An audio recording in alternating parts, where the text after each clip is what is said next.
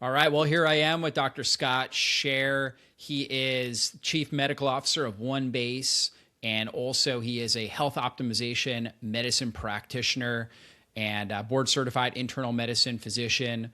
And he runs transcriptions.com. Great interview today. We're talking all about GABA optimization, mitochondrial recoupling, and the parasympathetic edge. And so, Dr. Scott, great to connect with you here. Let's start with why humans are stuck in what you call the sympathetic spiral of doom. Why so many people are stuck in fight or flight. Yeah, I feel like I should have like a soundtrack every time somebody says a sympathetic spiral of doom behind me, like the dun dun dun kind of thing.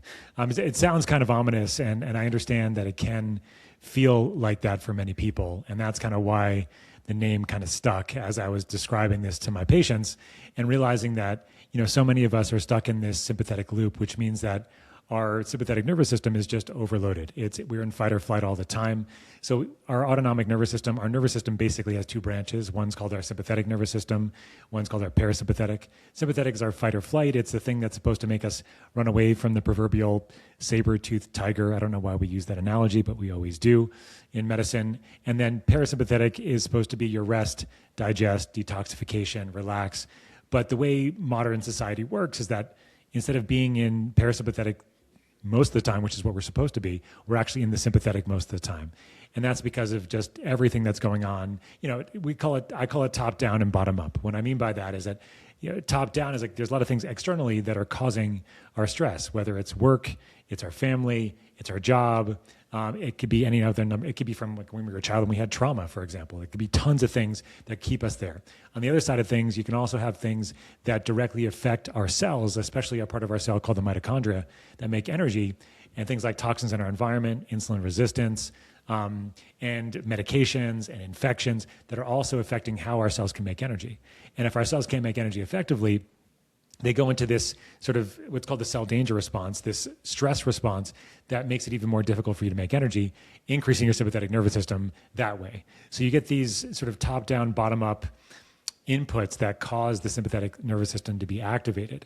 And when that happens, you're pumping out neurotransmitters like epinephrine and norepinephrine. You're pumping out hormones like cortisol as well that are basically causing a lot of stress on the system over time and making it break down. And people don't realize that they're in this loop, but when it happens, it's very difficult to break unless you understand what's happening. And when you're trying to break it, it's very important you break it from understanding it both on the sympathetic side and also on the cellular side too, because if you just do one or the other, you're going to get into trouble. And I see this all the time in clinical practice.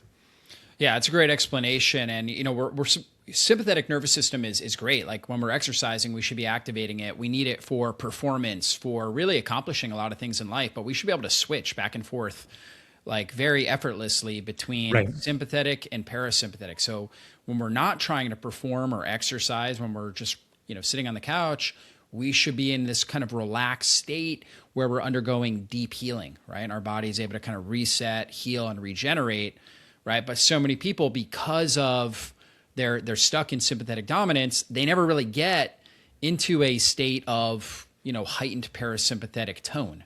Is that correct? Exactly right. And so the parasympathetic nervous system is supposed to be the one that's activated most of the time. If you look at sort of like tribal cultures, even some of them that are still existing now, in tribal cultures, most of the time they were resting and relaxing, right? But then when they had to do things, that they were doing things. If they were going to hunt, they were going to hunt. If they were foraging for food, they'd forage in for food. But for the most part, it was trying to relax as much as possible because that's when you weren't burning as much energy. And you were conserving energy, and also that's when you were resting, detoxifying, and recovering. And people don't realize that, if you're exercising, of course you want to activate your sympathetic nervous system because you want to, use that sympathetic reserve that we have to gain more muscle, to gain more strength, endurance.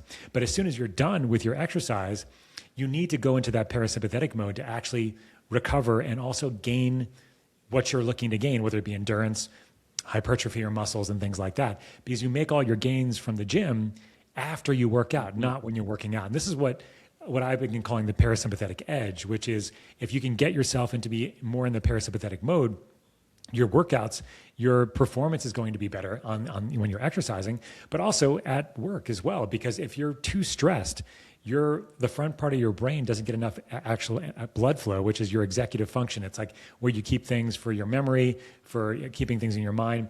Your executive function goes down if you don't have enough blood flow going to the front of your brain.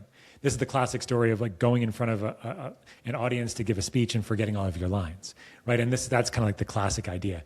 And so if you can maintain more parasympathetic tone, you can optimize your performance both in the boardroom, in the bedroom, like when you're going to bed, of course, because sleep is parasympathetic, but you need to be more parasympathetic to get to sleep. And also, of course, for exercise too. So the key is to understand that when I went to medical school, for example, like we had shirts, my friends and I, that said "sleep is for quitters," right? The whole culture around, I'll sleep when I'm dead. The hustle is real. Go, exercise, and go to your job, and go to your meetings, and never have any breaks between the day, like eat and standing up while you're eating. This is all not good for our nervous system. So the real key is to understand we have to find ways to calm it down and to be more mindful of that.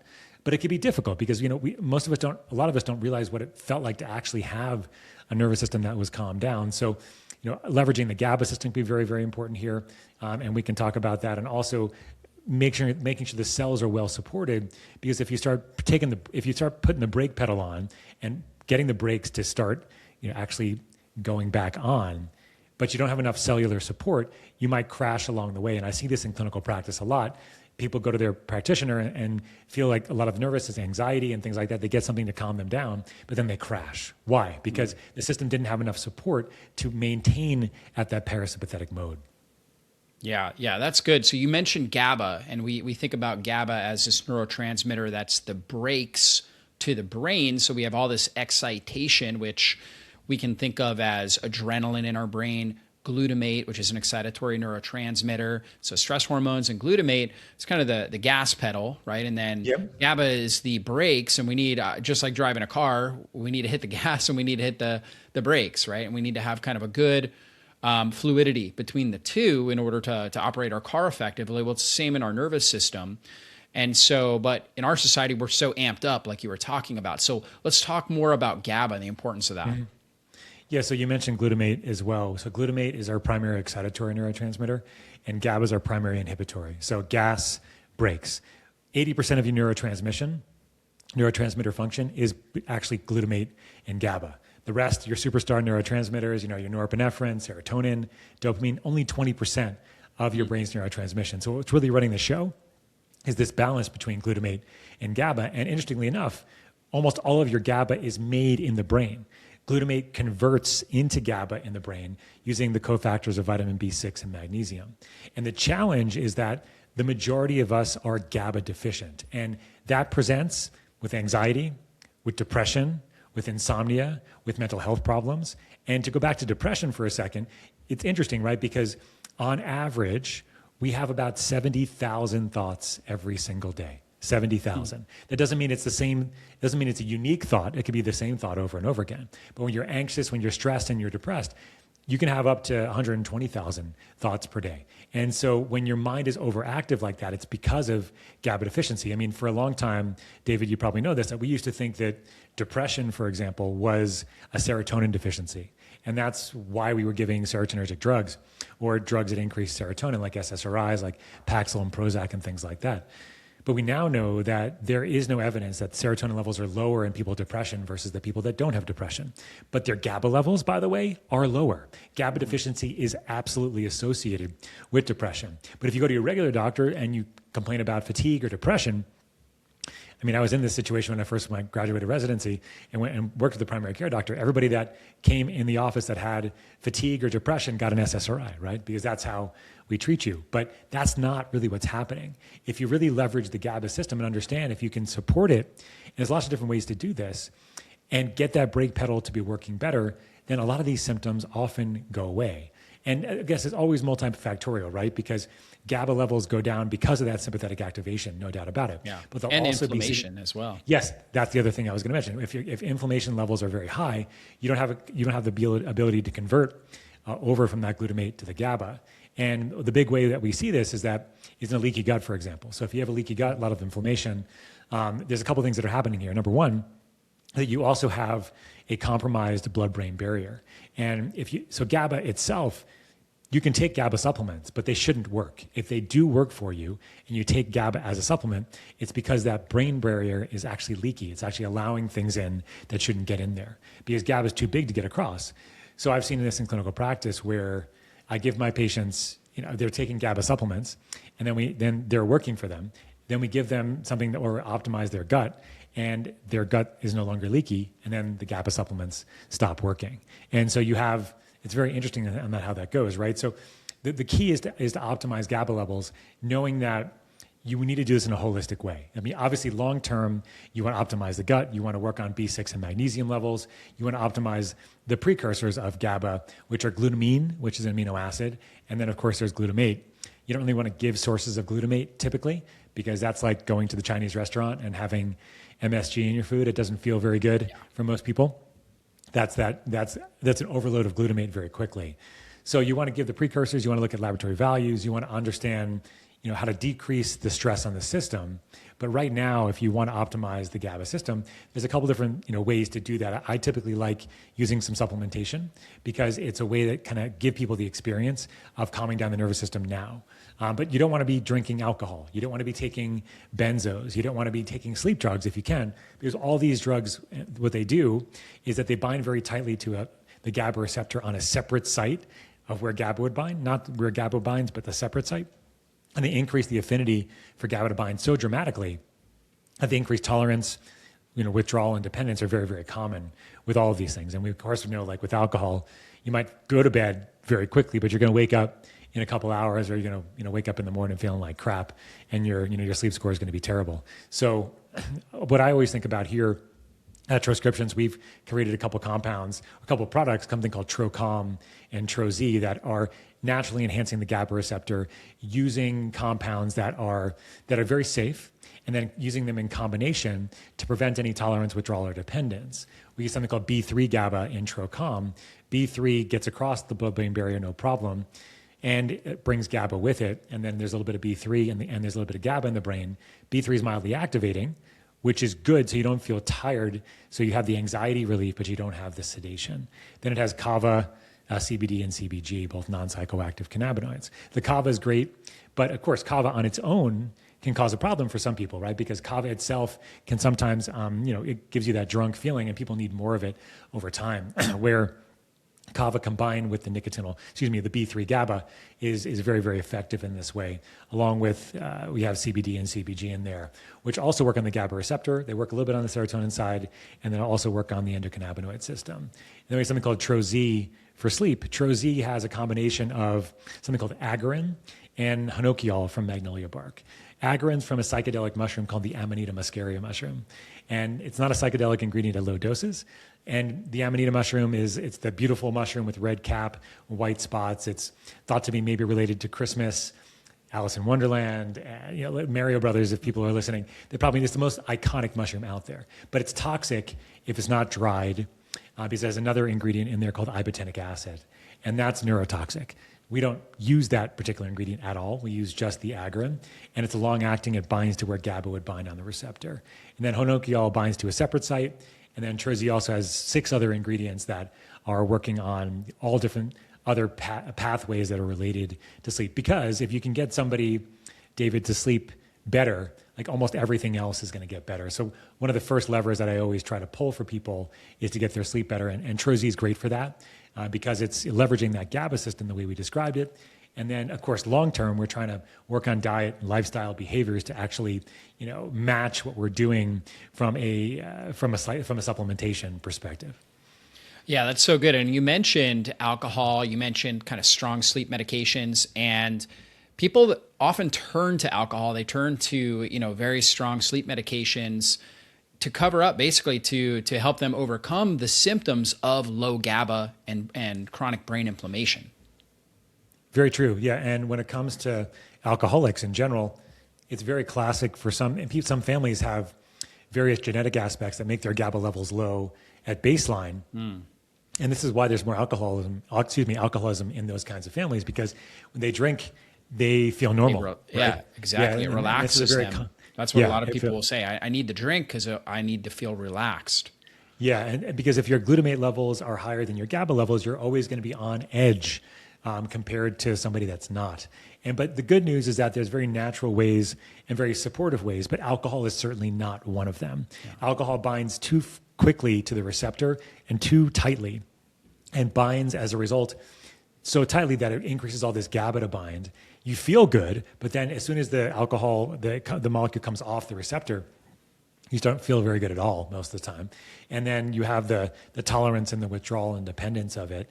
And Xanax, Ativan, Valium, these drugs do the same thing. They feel good for sure, but then they have that risk, as I just mentioned. Sleep drugs, the same thing. And so, I mean, what I always think about when I tell my patients is like, look, we need to find ways for you to calm down your nervous system, but I can't tell you to calm down. That's not going to work. Like if anybody's had, everybody's in a relationship, like you tell your partner to calm down, you're not going to get the reaction you're looking for. I know this, being married almost 20 years and having 4 children. If I tell my wife, I think you should calm down. Like, no, that's not going to go well, Yeah. And so you have to find ways to bring the nervous system down in a very intentional way and with support. And I can't tell a lot of my patients just to go meditate, go do breath work, go do yoga, try to take a walk around the block can be hard as well. So if you can give people the experience of it, that's what's really, really transformative. And then, okay, here's some Trocom, take this, 15 or 20 minutes later, you're going to get this, this down regulation, you're going to feel that. And that's where there is. And then when you know where there is, you can do this with breath work. You can do this with yoga. You can do this with meditation. But if you don't know where there is, it's difficult sometimes to get there. And the other part of this, David, that's important is that you have to always remember that you don't want to just calm somebody's nervous system down without giving cellular support at the same time. Yeah. And this is where, immediately, how are you going to support the mitochondria, the part of our cell that make energy? Because mitochondria are super stressed in modern society. 94% of US adults have some element of mitochondrial dysfunction, also known as metabolic dysfunction. People that are listening may have heard the word metabolic health or the term metabolic health. This is basically a term that is describing our capacity to make energy effectively and to be able to neutralize the stress that happens when we make energy, because our cells are like gasoline-powered cars. We make ATP, our energy currency, but we also make water and carbon dioxide and these things called reactive oxygen species. The ROS themselves are okay, they're needed, but if you have too many, you don't have enough antioxidants around to neutralize that, they cause a lot of stress. And so 94% of US adults don't have the capacity. So if you start taking the gas pedal off, you start going on the brakes, and then all the cells don't have anything to work with, because they don't have the capacity, you're not going to feel good. And I was talking to a lady just a couple weeks ago with mold, with Lyme, and it was having a lot of stress. Her practitioner, wasn't trying to hurt her, but gave her something to calm her down, and she crashed, right? Because the system needed that stress load to be able to maintain where she was. And as soon as it came off, there was no cellular support there. So I'm a big fan of looking at this in the short term. What are you going to do now? And then long term, what are you going to do to help optimize the mitochondria and really keep it sustainable, and sustain it? So short term, I like, I've had a lot of success with a particular compound called methylene blue, which I know you've written about. And then the long term, it's about optimizing, vitamins, minerals, nutrients, cofactors, gut health, neurotransmitters, hormones, all the things that are involved in, of course, many different things in the body, but certainly in mitochondrial function. Yeah, and especially when you're pulling somebody out of a kind of a deep cell danger response, like you were talking about, somebody that's healthy on a regular basis, some hormetic stressors like exercise, for example, can be so powerful for mitochondrial function. But when somebody's in a deep cell danger response, dealing with mold, Lyme, things like that, like you were just talking about, some of these supplements can be like really helpful to kind of shift them into a place where they're able to produce proper amount of mitochondrial energy. And I like how you started with really focusing on GABA and sleep, because we know sleep, we're producing melatonin, and melatonin is not only a sleep hormone, but on top of that, it is the number one antioxidant to help clean and protect the mitochondria. So if we're able to optimize melatonin production through, proper sleep hygiene, really good deep sleep, getting that GABA enough GABA in our system to relax and calm us, and infrared light, right? So getting out in the sun on a regular basis, getting good sun exposure, but also we can get red infrared from, a red light box or from infrared sauna. All of that will help get the melatonin up, which also helps protect the mitochondria. But what are some of the other important elements of, mitochondrial recoupling and getting the mitochondria to function properly? Well, I think you nailed it, where sleep is really a big piece of this, David. We do a lot of our detox throughout our whole body, including our brain, through the lymphatic system in the brain. And so working on optimizing sleep is a big one. And that's why leveraging the GABA system can be so helpful, not only for just getting the system to calm down, but when you get the system to calm down, especially when you're sleeping, your mitochondria can do some repair as well. And with mitochondrial recoupling, the way I think about this is that there are so many things that are affecting mitochondrial function in a negative way. And I think the first one, and we've talked about that a lot, is this sympathetic spiral for sure. So breaking that, calming that down is absolutely essential. In addition to that, you have to think about other things that are causing significant mitochondrial stress. And the other big one out there is insulin resistance. And so if you have high blood sugars for long periods of time, your glucose, the glucose levels, that becomes a substrate. It's the number one substrate that our cells, our mitochondria, use to make energy. So if there's a lot of glucose around, you're going to make a lot of energy, but there's also going to be a lot of waste products, and the system's going to start breaking down because you don't have enough capacity to neutralize the waste that we make when we make our energy. So insulin resistance is a big one. We're also seeing like a rash of really a lot of other things like chronic infections. So if you have chronic infections, like if you have long COVID, chronic mold, chronic Lyme, these are all mitochondrial destroyers. Like they have significant dysfunctional capacity. They have a significant, they cause a significant dysfunction on the mitochondria itself, especially the first couple complexes on what's called the electron transport chain, which is the part of the mitochondria that helps you make energy. And if those first couple complexes don't work very well, you don't have the capacity to make energy very well. There's also toxins in our environment. There's pesticides directly. There's pollution in the air, in the water, in the soil, everything, heavy metals as well. Think of like arsenic and cadmium and lead. And these are all things that are in the soil now or in paints that are getting in our cells and making like a lot of damage, especially in our mitochondria.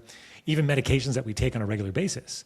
Things like proton pump inhibitors, like your Prilosec and Protonix, and even other ones that actually deplete nutrients, like birth control pills actually can deplete nutrients that can cause mitochondrial stress.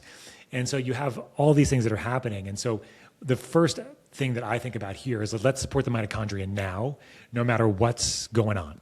Because sometimes it can take a while to downregulate the nervous system and get out of sympathetic, to find why somebody is having so much toxic exposure, or to really address infection.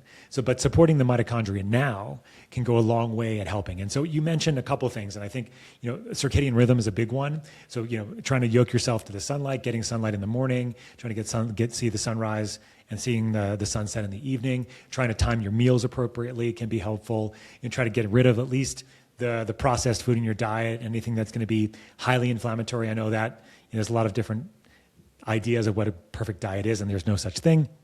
But in general, trying to clean things up can be helpful.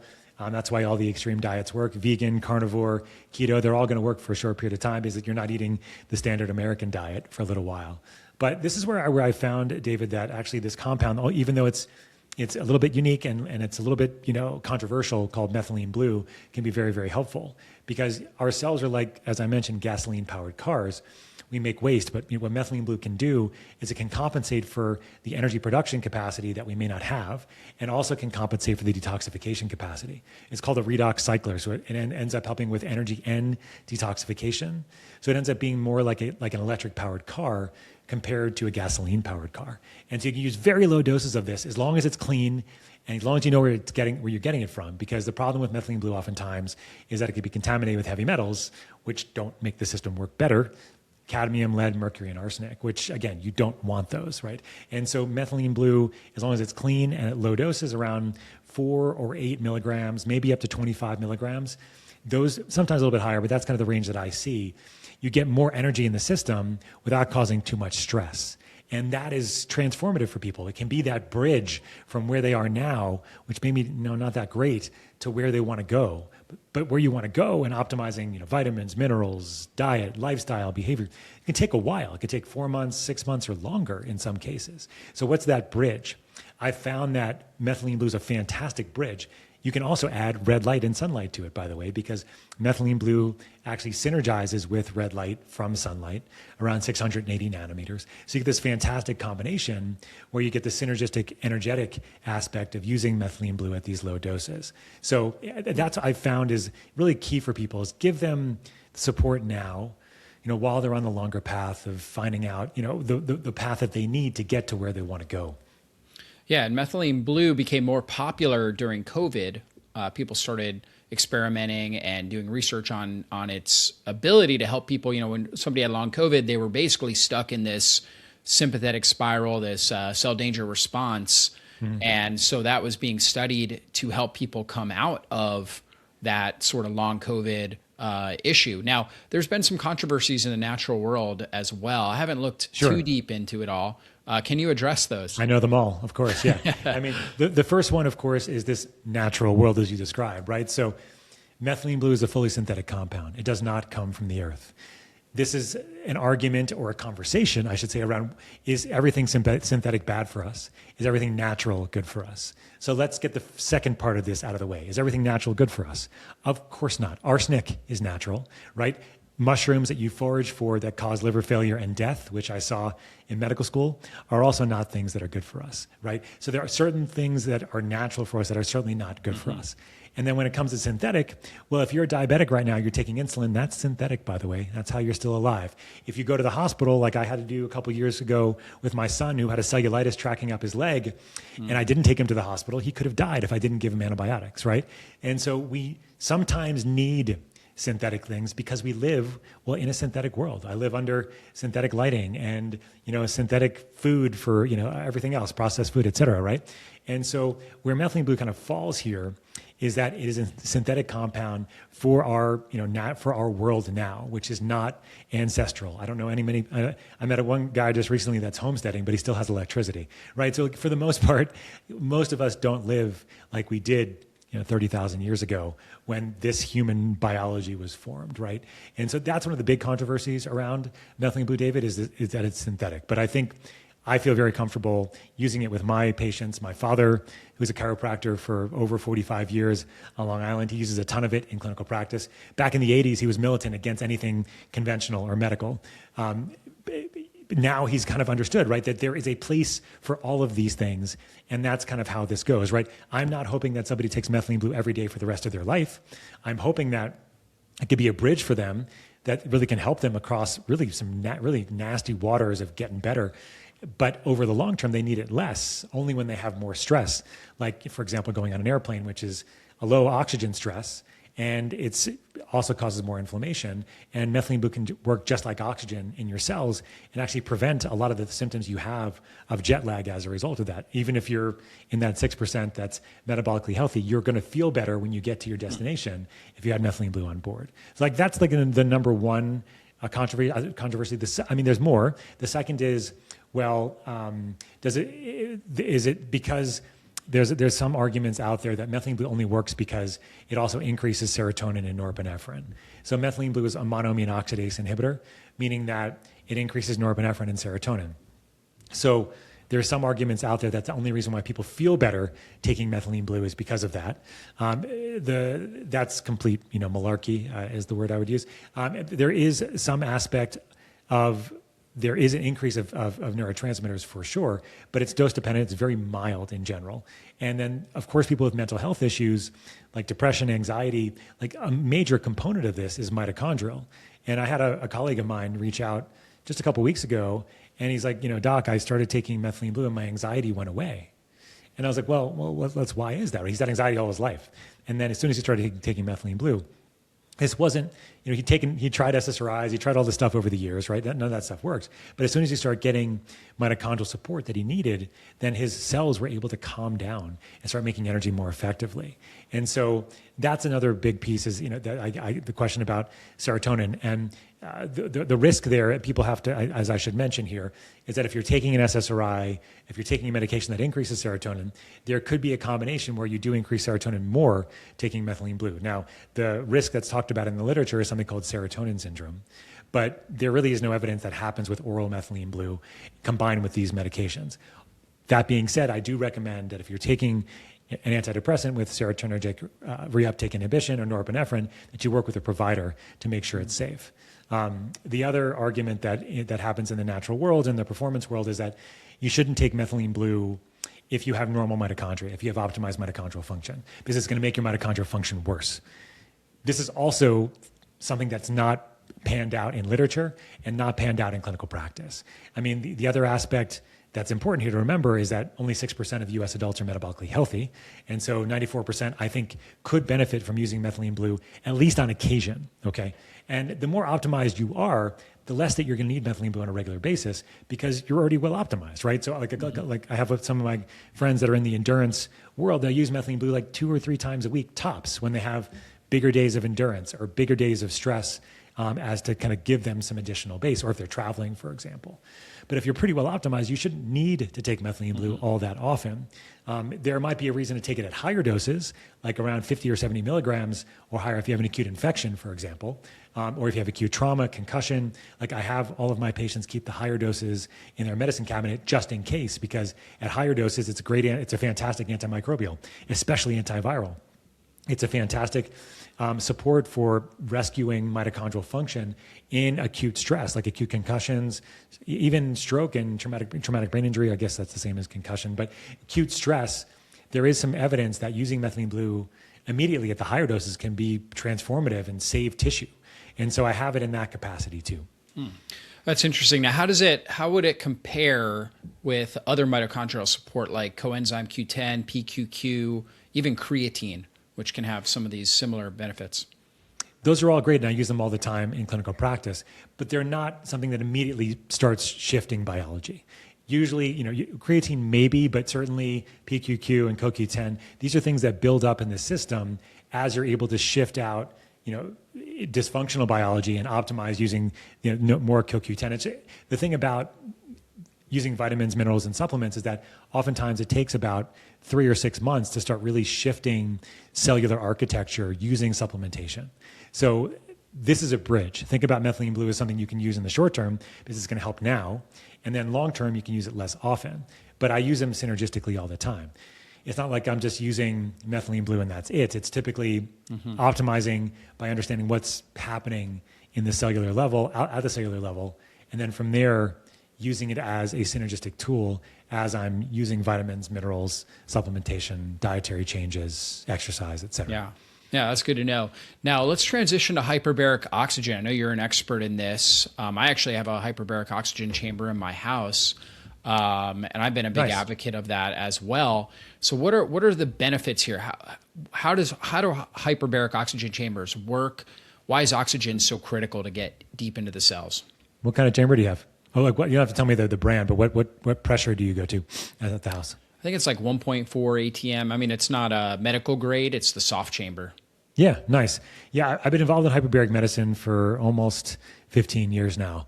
And it's a fantastic technology. And I really think the best way to think about it is that it's an accelerative healing performance, and it really can heal wounds from the inside out. And as you think about wounds, we're not just thinking about wounds of trauma. We're thinking about wounds of aging, right? Wounds of degeneration, of inflammation.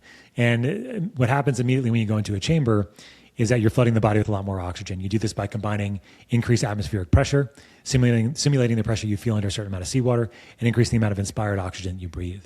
And by the combination here, you're driving more oxygen in circulation, up to 1,200% or more, depending on the pressure of the chamber itself. And when you do that, you're decreasing inflammation, you're creating a place where there's more oxygen in circulation, so you can save tissue that might be under stress, for example. So if you have like an acute heart attack, acute stroke, acute traumatic brain injury, you can reoxygenate very quickly you're going to save tissue. Okay. And you also get stem cell release. You get your immune system starts optimizing itself. You get decreased swelling, and you get more lymphatic flow. And this is all happening immediately. And then long term, you get what are called epigenetic changes on your DNA, which are how your DNA shifts in expression. So you get more blood vessels that are created. You get decreased inflammation. You get all those stem cells maturing into really awesome new tissue for you. Your immune system is more optimized, and more. And so I use it a lot in the respect of understanding that if there's an acute injury, hyperbaric therapy is fantastic. It's going to help heal the system faster. There's no doubt about it. Because you can educationally throw stuff at the wall to help you. Methylene blue could be one of those things that I use a lot, actually. Also vitamins, minerals, nutrients, and lots of different things, right? Depending on the situation. But long term, if you have a long-term issue, like you've had a stroke 3 years ago, or you have mild cognitive impairment or a chronic infection, these aren't things that happened right away or just immediately. These are happening over a long period of time. And what you're really thinking about here is, well, how can you optimize the system so that you can really make hyperbaric therapy work better? Because if you flood the body with a whole lot more oxygen, and you don't have enough capacity to make energy effectively, and you don't have enough capacity to detoxify from the stress of all that oxygen coming in, you're not going to feel good. And you may not be able to have the capacity to really have the benefit of being in the chamber. This is where I usually like to say, like, it's good to take some 3 to 6 months ahead of time and optimize your physiology before going into the chamber. And then you can really benefit from it over the long term. You can combine it with, doing laboratory testing, doing supplementation, other technologies and practices that can be helpful. And then, watching your hyperbaric program over time and seeing if it's the most effective for you, and not being relegated to like the same pressure, the same time every single time you go in. Sometimes you need to be dynamic about it and really see what's going to be best, for the client. And so, my hyperbaric practice has evolved over the years. It used to be everybody gets into the chamber all the time. And then and at this point, I consult with people all over the world, understanding that the framework is important. If it's an acute issue, yes, we can use the chamber and we can see people heal faster, hands down, just happens. If they have more of a long-term issue, or they want to be in there for more longevity purposes, then it's really, let's get that ground game really well optimized as best as possible ahead of time. And then using the chamber, then you can use other, tools and technologies along the way as well, and it can be really, really beneficial. In the context of, what we've been talking about with mitochondrial function, that's just a big piece of it here, right? Because hyperbaric therapy can actually improve mitochondrial biogenesis. It can actually improve your capacity to deal with inflammation, but it's not going to do a great job if you're already under a lot of stress and don't have a lot of support. And so that's the context here, is that hyperbaric therapy is a fantastic tool, and I think using the chamber can be great. Knowing what type of chamber to use, how much pressure to use, these are nuances that are important too. In essence, the deeper the pressure, the more systemic oxygenation you're going to be getting. And the milder the pressure, like 1.3 to 1.7 is more of like a neurologic pressure, versus 1.5 to 2.4 is more of a systemic pressure in general as well. So the soft chambers that go up to like 1.4, that's going to be more of neurological benefits. Usually that, and then I think of them also as kind of day-to-day optimization chambers. Mm-hmm. So like getting like recovery, like a little bit of performance benefit, good for jet lag, and great to combine with other therapies like red light and sauna and cold and things like that. I mean, I think the main challenge I see is that a lot of people don't really know how to use these things in integration very easily, and like how do you use them? And so I have a company called One Base Health that does help with all of this. We have a connected system software and that we've been working with, and then have a bunch of different technologies to help people do that better as well. So, I mean, if that's of interest, people can check that out too, for sure. Yeah, that's great. And that's kind of your framework, your health optimization medicine framework. Can you go through that a little bit in detail? So health optimization medicine and practice is Home Hope for short. And it's a nonprofit organization that's training practitioners on how to optimize health rather than focus on disease. And people have heard of functional medicine, which is like the root causes of illness, which is great.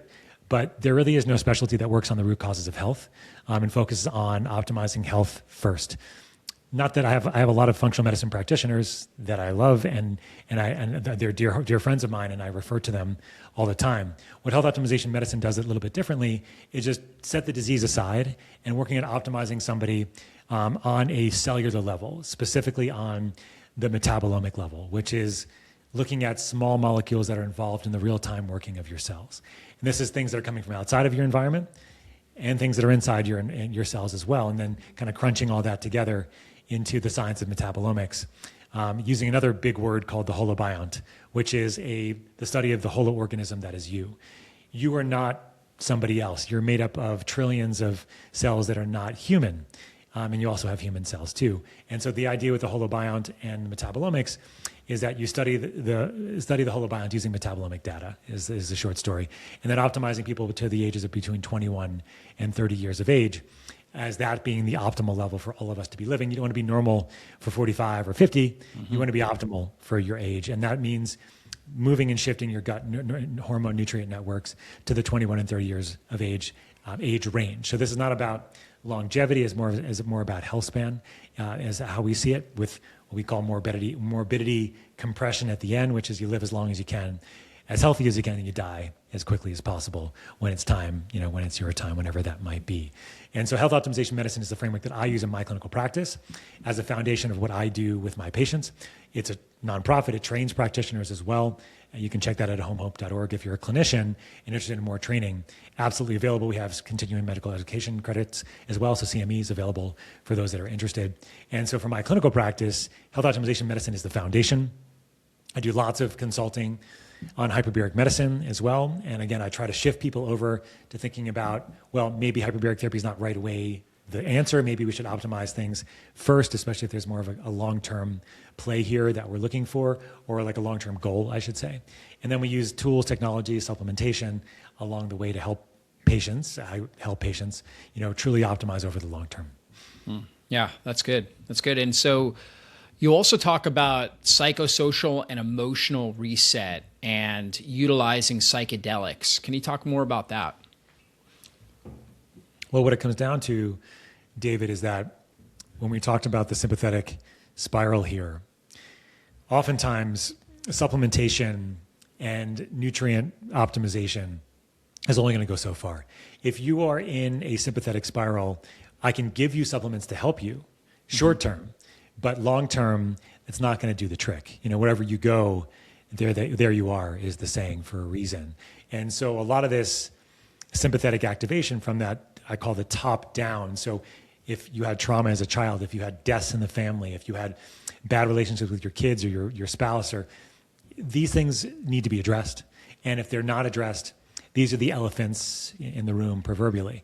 And so what I always recommend with my patients is what I always kind of try to understand with them, I guess, is to kind of where they need to go there. And if it's pretty severe, I'm very, very open with them that, look, we can help you. I can help support your cells. But if we don't also address some of these things in the closets, then it's not going to get better over the long term. And so psychedelics are one of the ways that I've seen be very helpful, especially the legal ones like ketamine, for example. I send a lot of my patients to get ketamine therapy because I found over the years that resetting that nervous system in a safe way using something like ketamine can be very, very helpful with the right guidance. It's not like you want to go to the dude that just hung up his shingle that, oh yeah, I'm an anesthesiologist, I also can give you ketamine. Like, no, you want to go someplace where there's good therapy, there's good integration, where you can have a good experience. Where I live in Colorado, there's also psilocybin therapy that's now legalized or at least decriminalized here. That's also possible. And I've seen some good benefits there as well. It doesn't have to be psychedelics. It could be things like EMDR. It could be good therapy. There's lots of different other avenues. But I think the key is that if you're not looking at that sympathetic activation long term as to why it's there, there's only so much you're going to be able to do. And these are my patients that I know within the first 30 seconds to 5 minutes if I can help them when I first talk to them on the phone. And David, I'm sure you know this situation. I feel for them. It's like, I've seen 10 doctors. Nobody helps me. I'm sensitive to everything. I can't take anything. No matter what I do, I feel like I get worse, right? This is all true, right? But no matter what I will do now, giving you supplements, changing your diet, it's not going to change anything. It's not going to, right? Because you're already in this sympathetic loop. And no matter what I do, I mean, I've seen people that should have gotten better from everything that I've done over the years, and they don't, right? And it's almost always because of the sympathetic activation. And hyperbaric therapy is my first window into this because I was like, well, why didn't you get better? Like, you should have gotten better. You had a concussion. We put you in the chamber. You should have gotten better. but you didn't. Why? Well, it's because you were so clamped down, so stressed out that there's nothing that was going to get done. And this is like when our conventional colleagues will say, well, taking supplements is like making yourself expensive urine. They're right if you're in this sympathetic activation and that's not addressed. Yeah, that's good. And so the psychedelics help rewire the nervous system for people that are in kind of this really strong cell danger response, what you're saying. Yes, exactly. Under the right circumstances with the right support. Yeah. Yeah. And how does that compare to, like, for example, like vagal nerve therapies, right? Things like the Apollo Neuro and stuff like that, that helps to activate the vagus nerve. Yeah, I know David Rabin for a long time with the Apollo, and it's a great technology. And the vagus nerve is our winding nerve coming out of the brain that gives us our parasympathetic tone, gives us that rest, digest. And so if you can activate it, you can see that parasympathetic tone increase, so that you're going to feel that relaxation, stress response. It's all going to be better. Okay, that's a great initial solution for people, right? As long as they're more supported cellularly, right? I know a guy that's coming out with a book called The God Shot, and it's going to be about using an injection into your sympathetic ganglion in your neck, because that can actually reset your nervous system too. Now, that is it is a coarse way of doing this, but it does work. But wherever you go, there you are. Okay, so over time, do you keep getting these shots in your neck? Do you keep doing the vagal nerve stimulator? Like, yeah, sure. I mean, especially the vagal nerve stimulator. But like, you should be thinking about, okay, well, what is the underlying piece that I'm not seeing here, right? And it's difficult because I have patients that, I was just talking to some, they refuse to look at this stuff. Like, they're like, I'm not going to do that. I don't want to deal with my trauma. I don't want to deal with this. And like, I get it. I feel for people. I really, really do. I will give them as many steps along the way as I can. But if there's something really deep-seated there and that's not addressed, your body, is keeping the score, as the books and other things have well proven out, right? And so it's so important, I think, to think about this in context. And that's how I always try to bring it back. It's like, okay, yes, vagal nerve stimulators, Apollo is a great thing. Get your Oura ring, get your hyperbaric chamber. Yeah, that's great. But let's zoom out here a little bit, guys and gals, right? Because if we don't zoom out and go, okay, this is what we're looking to accomplish 4 or 6 months from now, 10, 20 years from now with your health. How do we get you there? What's the roadmap? Like, what are the steps we can make to make this easier? What are the bridges we can create for you, right? But then how do we kind of get in there and make those changes? And getting more energy is a big one, right? As soon as start people feeling like they have more energy, they can start doing the things that they may have not been able to do beforehand, like change their diet or walk around the block or get a divorce. It sucks, but like sometimes you need to have enough energy of activation to be able to do certain things. And one of the main examples that I give of this is that your brain, apart from your reproductive organs, your eggs and sperm have the most mitochondria per cell. But right after that is your brain. Your brain has a huge amount of energy demand. Like, your neurons have thousands of mitochondria per cell. And it's very difficult to think in nuance if you don't have enough energy for your brain to make.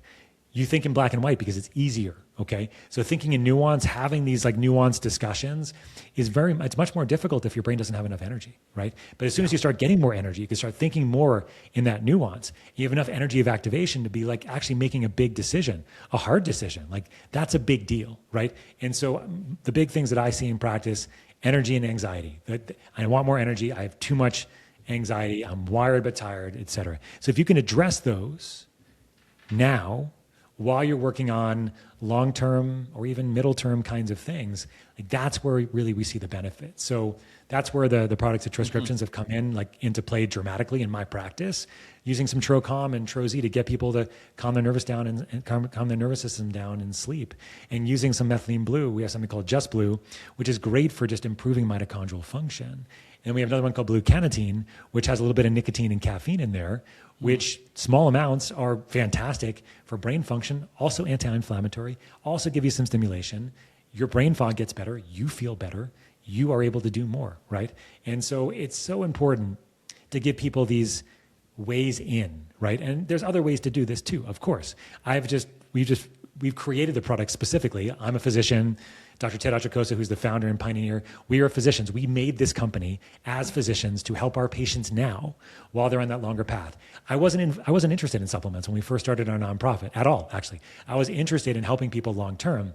But then I was like, well, we need things that are going to help people now along the way. Why don't we make really good things that we can stand behind, that we use in clinical practice, that we use with our families, that we use personally? Like I have a whole box, a whole bunch of them over here that I use today. Just got off an airplane last night, right? And so that's the deal, is that I didn't get into this world of education of being a physician to sell supplements directly. No, it was to help people right now and long term. And this is what Transcriptions really has developed. And I hope people can come check it out and learn maybe how it can help them along their road. Yeah, that's really good. And you guys use the buccal troche method, which is different than just swallowing pills. Can you explain that? Yeah, buccal troches are super cool. I don't know if you've played with them at all, David, but like when you look at a capsule, for example, it's only one dose, and you either have to take that dose or you take more of that dose. You've tried to like open up a capsule or even a tablet. Like you can't really break tablets that easily. And so what a troche is nice for is it's divided. So you can take a quarter of it, a half, 3/4 are full. It's scored in the middle.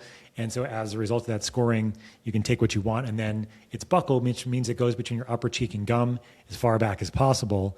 And that buccal absorption is a couple things. It's faster. So it's going to start feeling it within about 5 to 15 minutes for most people. And it's also, the ingredients are going to be more bioavailable, meaning they're more potent. When they go through digestion, they lose their potency. And if you have digestive issues, it might even be harder to absorb it. So having that buccal absorption is great. Now, the only caveat to this, or special exception, is that methylene blue, if you dissolve it in the mouth, is going to be very, very blue. Your mouth is going to turn very blue. It's a very strong blue color. So most people will swallow it as a result on an empty stomach. If you want it to hit you faster, you can dissolve in the mouth. You can use some hot liquids, brush your teeth. Your mouth will be blue for a little while. Not forever. And also remember, when you take methylene blue, your urine is also going to turn blue. So don't be surprised that your urine's a little bit blue or neon green if you've had your B vitamins in the morning. But those are the main reasons why I used a buccal troche. Faster onset, more bioavailable, easy to titrate. Methylene blue being the exception. You can swallow it on an empty stomach and still get the same benefits overall, just a little bit slower than if you dissolved it in your mouth. Yeah, that's great. So guys, check out Dr. Scott's company, Transcriptions. Just go to transcriptions.com. You can check out, he's got tons of great resources there, tons of information. You'll learn about the buccal troches and all the different products he talked about as well. So be sure to check that out.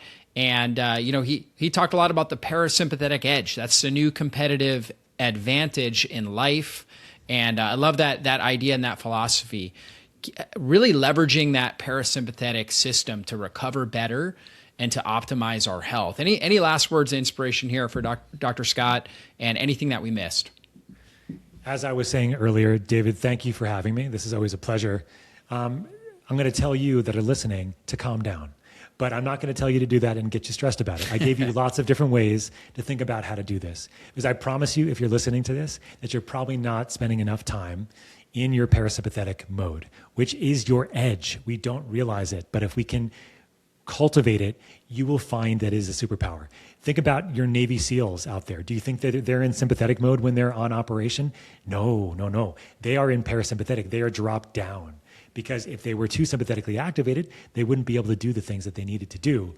And so I'm not saying that we're all Navy SEALs out there, but we want to act like them. We want to be the person that can go out in the water and almost die drowning, as a Navy SEAL would, and then go down to the beach and take a nap, right? Because they have this amazing capacity to dynamically oscillate, dynamically balance, dynamically go from sympathetic to parasympathetic. We call this at my company dynamic equanimity, which is the idea of maintaining your composure, whether things go up or go down. But this is a superpower, and it's not easy to do, but it's possible. But you have to find ways to get there now, and then long term, you can build strategies like meditation, mindfulness, breath work that can really get you there anytime you need it. And this is not this is not rocket science. It's been well described.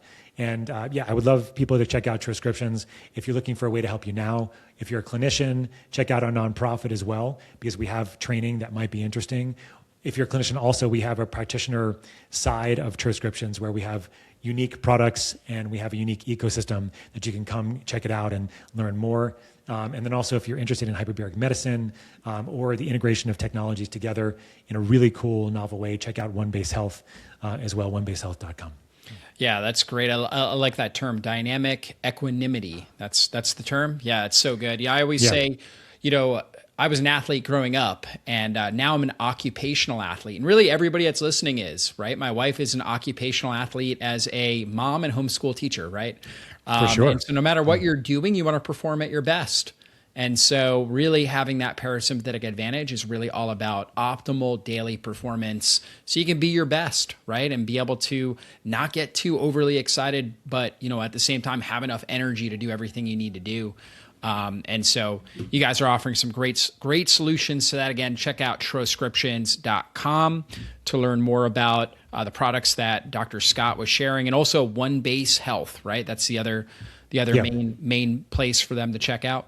Yeah. And this last place will be, if you're looking for just one place to go, my website, my name, Dr. Scott Sherr, DrScottSherr.com.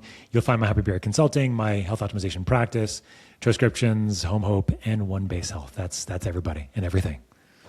Great. Well, Dr. Scott Sherr, you're a wealth of information. Really enjoyed this conversation. Thanks so much, and everybody be blessed.